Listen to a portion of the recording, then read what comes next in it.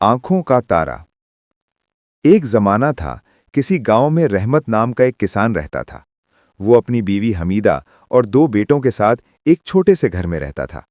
रहमत की सबसे छोटी औलाद एक बेटी थी, जिसका नाम वो प्यार से बटूल रखते थे। असल नाम मेहरुन्निसा था, लेकिन घर में सब उसे बटू ही कहते। गांव के लोग अक्सर कहते, रहमत, लड़कियों से क्या होता है, पढ़ा लिखाकर किसी के घर भेज दो। लेकिन रहमत उनकी बातों पर कान न लगाता। उसकी आंखों का तारा थी उसकी बटू। बटू निहायत ही शरीफ, ज़हीन और मेहनती थी। सुबह सवेरे उठकर वो अब्बू के खेतों में पानी देने में हाथ बटाती, फिर स्कूल जाती। शाम को वापस आकर वो अम्मा के साथ बावर्ची खाने में बैठकर सबक याद करती। उसकी आंखों में एक अजीब सी चमक थी, एक अज़्म था। वो अक्सर अब्बू से कहती, अब्बू, मैं बड़ी होकर डॉक्टर बनूंगी, गांव के लिए एक अस्पताल बनाऊंगी। रहमत उसकी बातें सुनकर मुस्कुरा देता और उसके सर पर हाथ फेरकर कहता, बस कर दिखा बेटा, तो क्या चीज है। एक दिन रहमत के पैर में शदीद चोट आ गई। खेत में हल चलाते हुए हल का फाल उसके पैर में घुस गया। जख्म गहरा था और गांव के डॉक्टर ने कहा कि शहर के अस्पताल जाना पड़ेगा। रहमत के बेटे शहर में थे, उन्हें खबर हुई तो वो आए, लेकिन अपनी मसरूफियात का बहाना बनाकर जल्दी वापस चले गए। रहमत की बीवी हमीदा बूढ़ी थी, वो इतना सफ़र नहीं कर सकती थी। तब बिट्टू ने आगे बढ़कर कहा, अब्बू, मैं आपको लेकर चलूंगी अस्पताल। रहमत हंसा, तो क्या करेगी बेटी, तेरे तो बस हाथों में किताब है। लेकिन बिट्टू ना मानी।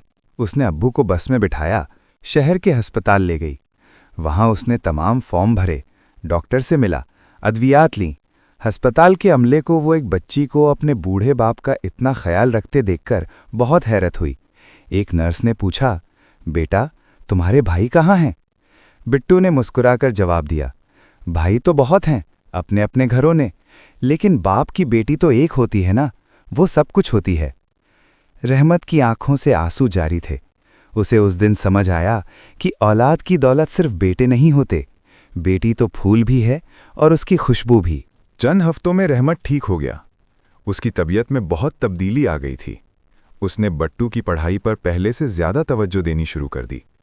उसने गांव के लोगों को भी समझाया, बेटी होती तो है आंखों की ठंडक, लेकिन अगर उसे परवान चढ़ाओ तो ये पूरे घर का सहारा बन जाती है। सालों बाद आज वो गांव में एक छोटा सा अस्पताल है।